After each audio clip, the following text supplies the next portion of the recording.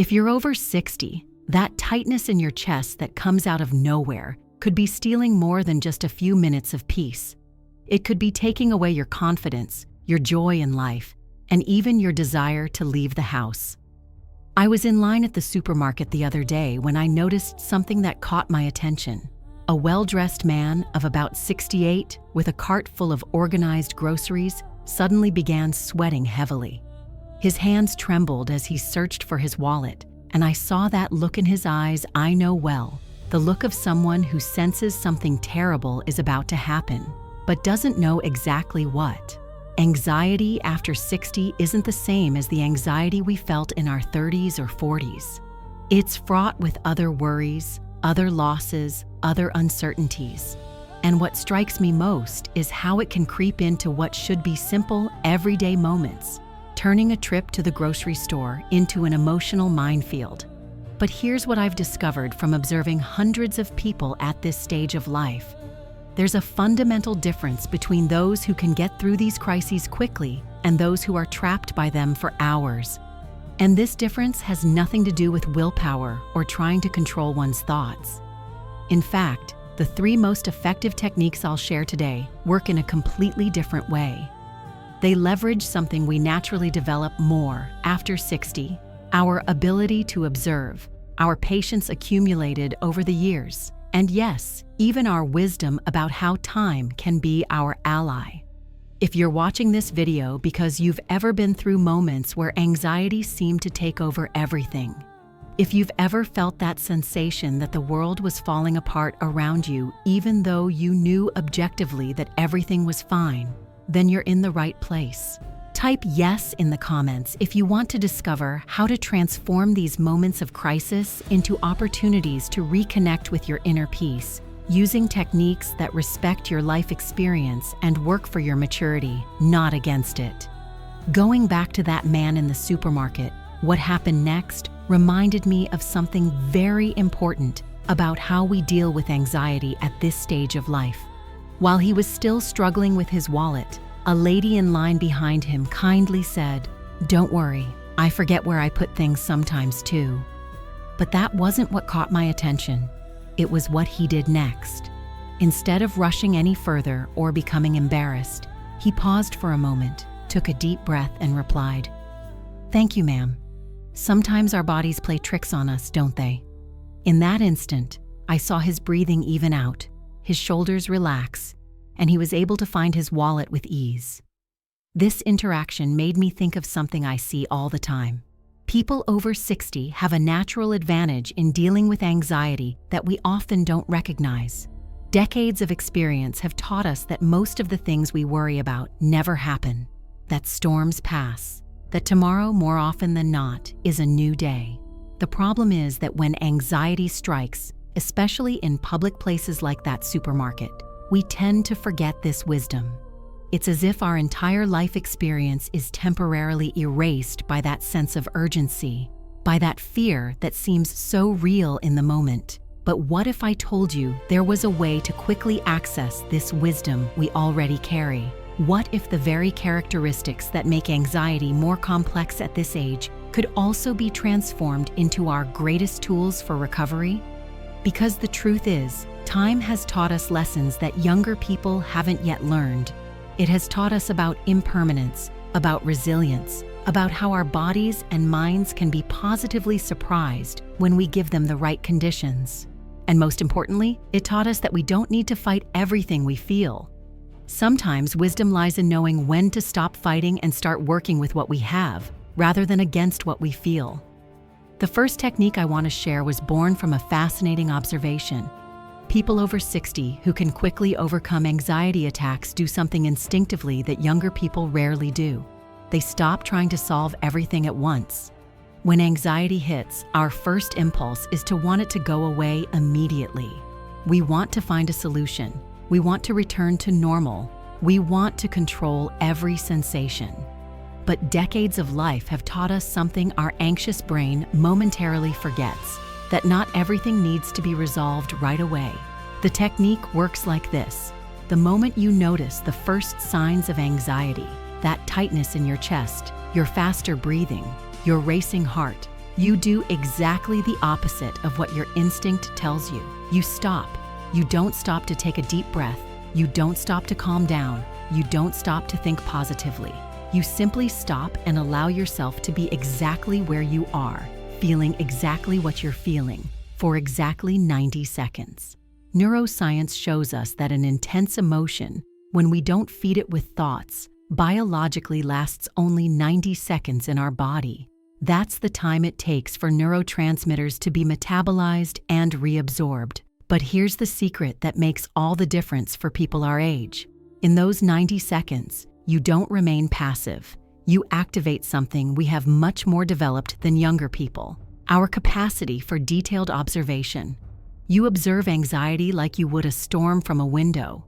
You notice where it manifests in your body, how it changes in intensity, how it moves. You become the experienced observer, not the victim of the experience. And you know what happens? That wisdom accumulated over the years begins to manifest naturally. You remember, without forcing it, other storms you've weathered. Your body remembers, without you having to think, how it always managed to bounce back. The second approach takes advantage of something unique to our age: our deep knowledge of the environments we frequent. After 60, we rarely find ourselves in completely unfamiliar territory. We have our own roots, our own places, our own people.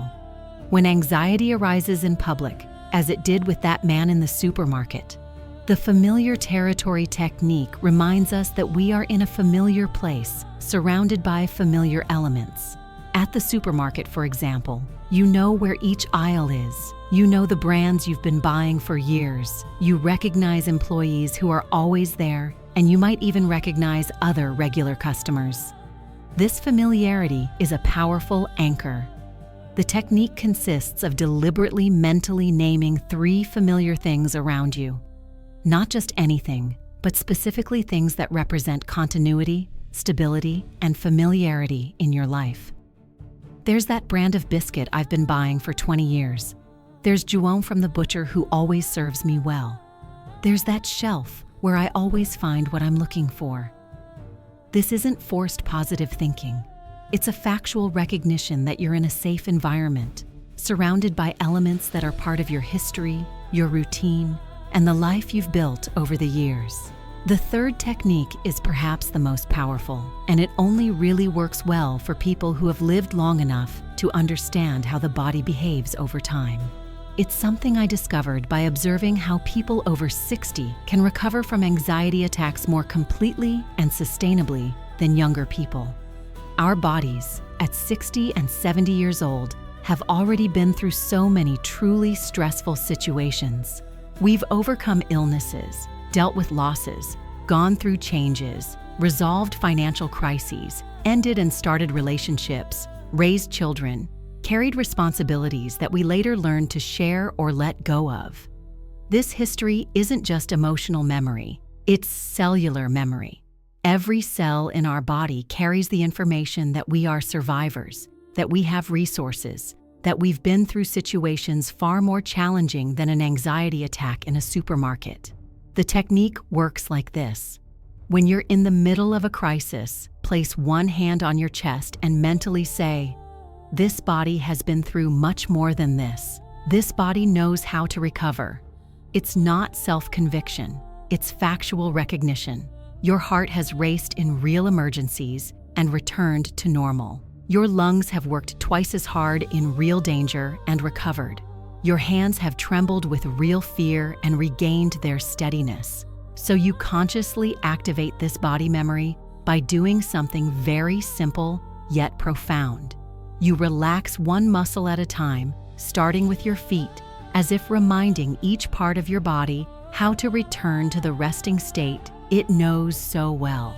It's amazing to see how people in this age group respond to this technique.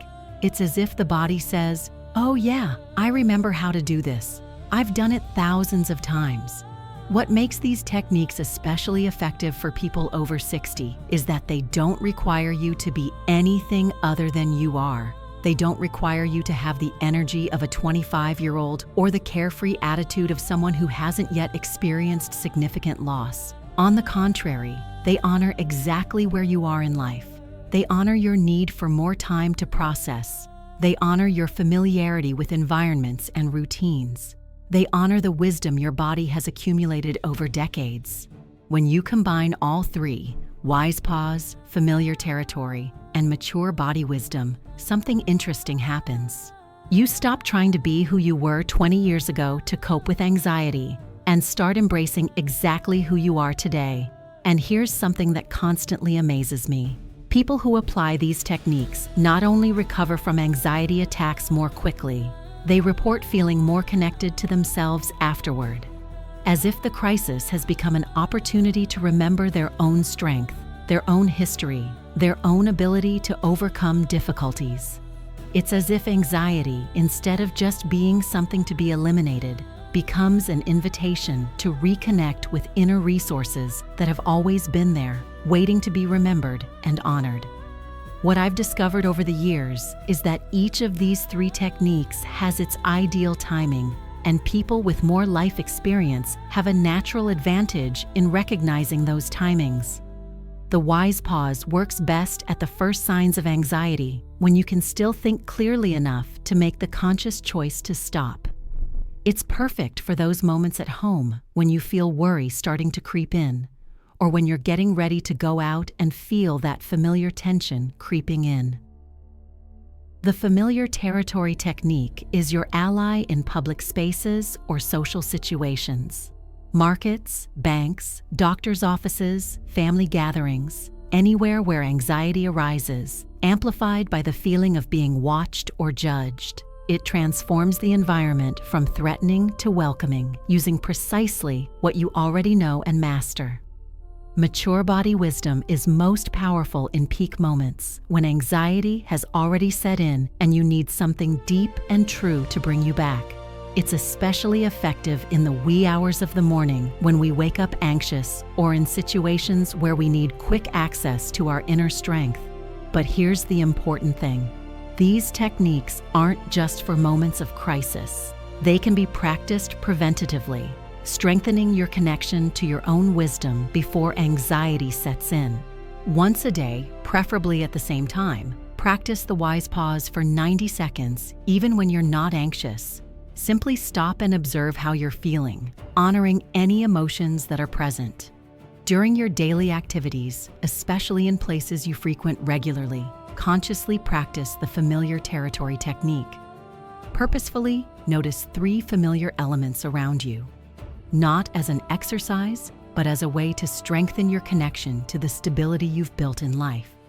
And at least 3 times a week before bed, place your hand on your chest and consciously acknowledge everything your body has been through and overcome.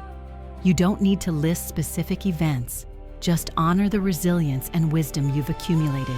The truth is, these techniques work especially well for people our age because they work with our natural strengths, not against them. Younger people often need to learn patience, learn to value familiarity, learn to trust their own resilience. We already learn these lessons naturally. Anxiety in people over 60 is often linked to the fear of losing control, of no longer being able to cope as before, of being a burden to others. These techniques prove to yourself each time you use them that you still have resources, that you can still take care of yourself, that your experience is an asset, not a liability. And when you feel this in your body, when you experience in practice that you can transform a moment of crisis into a moment of reconnection with yourself, something changes permanently. Anxiety may still appear, but it can no longer convince you that it's stronger than you are. If this video resonates with you, and you're already imagining how you can apply these techniques to your life, consider subscribing to the channel. I publish weekly content specifically for people who, like us, understand that each stage of life has its unique challenges, but also its unique tools. And the more we connect with our own wisdom, the more we can transform challenges into opportunities for growth. A few months ago, I received a connection that deeply impacted me. It was from a 68-year-old man who had watched one of my videos on anxiety.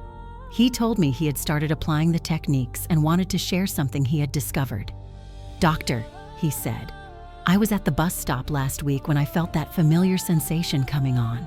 My heart raced, my palms started sweating, and I thought, here we go again.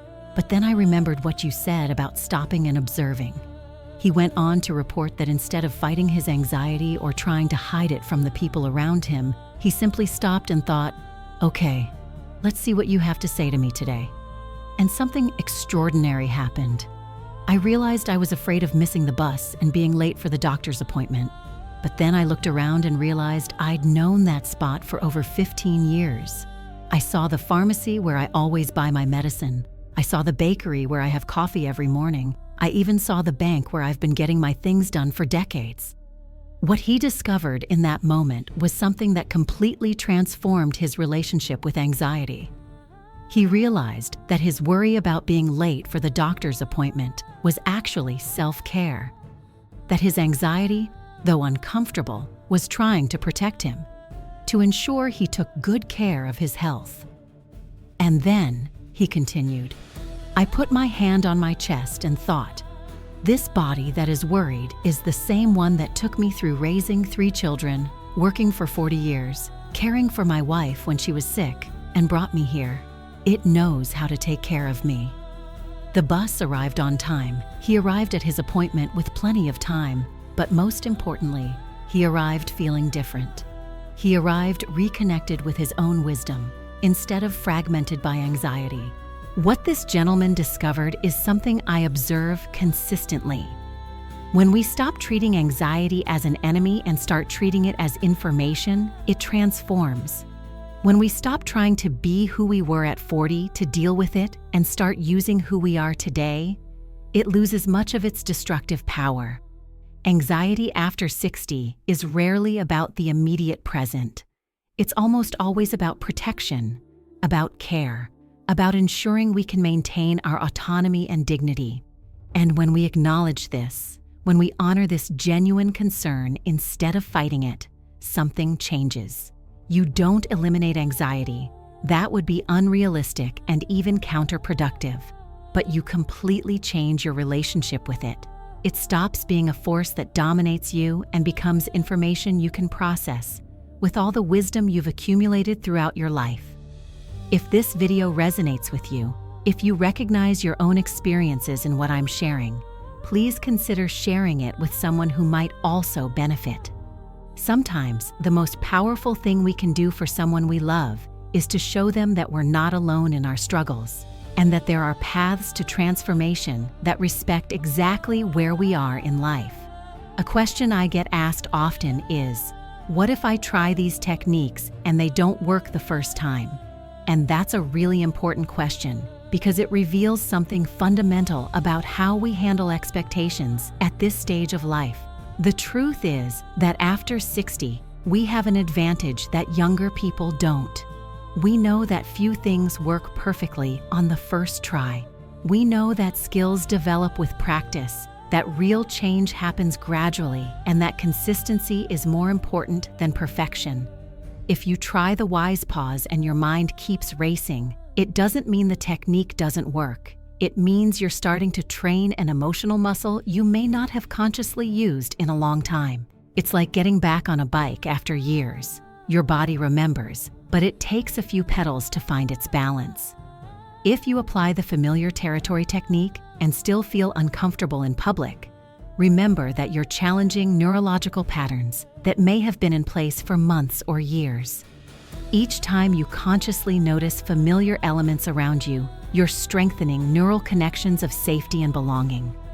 If you try to access mature body wisdom and don't feel that immediate sense of strength and calm, that's completely normal. You're learning to communicate with your body in a new way, and this communication improves with practice and patience. What I observe is that people often miss the first signs of improvement because they're subtle and different from what we expect. Instead of a dramatic transformation, you might notice, your anxiety still lingers, but it lasts less time. Instead of feeling anxious for hours, you realize it lasts only a few minutes. Instead of taking all day to recover from a crisis, you find you can resume your normal activities more quickly. You begin to anticipate potentially anxious situations with less dread. Not because you no longer feel anxious, but because you know you have tools to deal with it. It's like knowing you have an umbrella in your bag when the sky is cloudy. Other people start commenting that you seem calmer, more centered, more present. Sometimes the changes are more visible to outsiders than to ourselves. You notice you're sleeping better, even when the day was stressful. You're enjoying simple moments more, like a cup of coffee or a conversation with a neighbor. You're worrying less about things you can't control. It's important to recognize that these techniques are powerful tools for situational anxiety and specific crises. But there are times when seeking professional support is not only recommended, but necessary. If your anxiety is preventing you from doing things you've always done and enjoyed, if it's consistently affecting your sleep for weeks, if it's causing persistent physical symptoms, or if you feel constantly on high alert even in safe, familiar environments, these may be indications that you would benefit from professional counseling. There's absolutely no weakness in seeking help. In fact, seeking support when we need it is one of the clearest demonstrations of maturity and self-care. And these techniques I've shared can work perfectly as a complement to any professional treatment. I want to propose something to you. Choose one of these 3 techniques, the one that resonated most with you while watching, and commit to practicing it for a week, not in crisis situations, but as a preventative measure, once a day, always at the same time. It could be the wise pause first thing in the morning before you start your activities. It could be the known territory technique during your walk or grocery shopping trip. It could be the mature body wisdom before bed.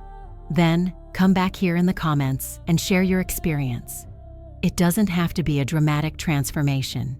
It can just be a subtle observation about how you felt differently, or how you realized something new about yourself. These stories are not only valuable to you, they are inspirational to others going through the same process. When we share our real experiences, we create a network of support and encouragement that benefits everyone. As we conclude our conversation today, I want to leave you with a reflection that I consider fundamental. Anxiety after 60 is not a sign that we are becoming weaker or losing our ability to cope with life. It is often a sign that we are entering a new phase of sensitivity and awareness about what truly matters. People who have lived 6, 7, or more decades naturally develop a keener perception of impermanence, the preciousness of time, and the importance of relationships and health. This heightened sensitivity can manifest as anxiety, but it can also be transformed into practical wisdom. The 3 techniques I shared today, the wise pause, the known territory technique, and the mature body wisdom, are not just strategies for coping with difficult moments. They're ways to honor and utilize the depth you've developed throughout your life. Every time you consciously stop to observe what you're feeling, you're drawing on decades of experience, noticing details and patterns. Every time you recognize familiar elements around you, you're celebrating the stable and meaningful life you've built. Every time you connect with your body's wisdom, you're honoring everything you've experienced and overcome. If you've made it this far in this video, it's because something inside you recognizes that it's possible to have a different relationship with anxiety, that it's possible to use your maturity as a strength, not a limitation, that it's possible to transform moments of crisis into opportunities to reconnect with yourself. And this isn't superficial positive thinking. It's a factual recognition of the resources you actually possess. Resources that younger people are still developing, but that you've already built over decades of real-world experience. Remember, you've already gone through huge life changes and adapted. You've faced significant losses and found ways to move forward. You've handled responsibilities that seemed impossible and discovered you were more capable than you imagined. This same person who did all of this is the person who can transform your relationship with anxiety. If this content made a difference to you, consider 3 simple but transformative actions. First, subscribe to the channel to receive weekly content focused specifically on emotional well-being strategies for people who, like us, Understand that each stage of life has its unique challenges and opportunities. Second, share this video with someone you know could benefit. Sometimes the most valuable gift we can give someone is to show them that they're not alone in their struggles and that there are paths to transformation that respect exactly where we are in life. Third, leave a comment with which of the 3 techniques resonated most with you, or share a personal experience with anxiety you'd like to share. These stories create a genuine community of support and show others that transformation is possible at any age. In the next video, we'll explore something equally important: how to deal with nighttime anxiety, which specifically affects people over 60. Those worries that arise in the wee hours of the morning when the world is silent and our minds are most active. Until then, practice these techniques with the patience and wisdom you already possess. And remember, every moment of anxiety that you transform into a moment of reconnection with yourself is a real and meaningful victory. Thanks for watching, and see you next time.